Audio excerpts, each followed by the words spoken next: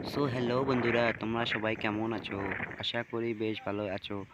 আজকে আমি বাজারে যাচ্ছি, তোমরা সবাই ভিডিওটা এন্ড পর্যন্ত দেখতে থাকো।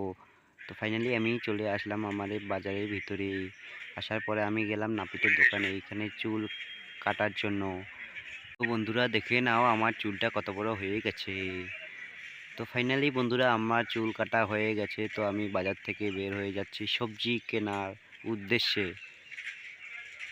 তো তোমরা ভিডিওটা এন্ড পর্যন্ত দেখতেই থাকো।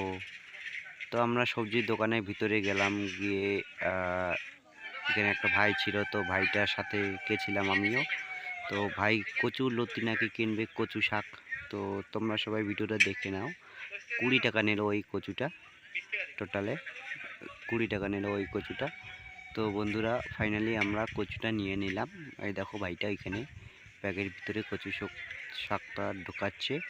তো আমরা ফাইনাল তো বাড়ি যাওয়ার পথে আমাদের বাইকের স্কুটির তেল শেষ হয়ে যায়। তো বন্ধুরা ভিডিওটা যদি ভালো লেগে থাকে তাহলে লাইক কমেন্ট শেয়ার করে দেবেন।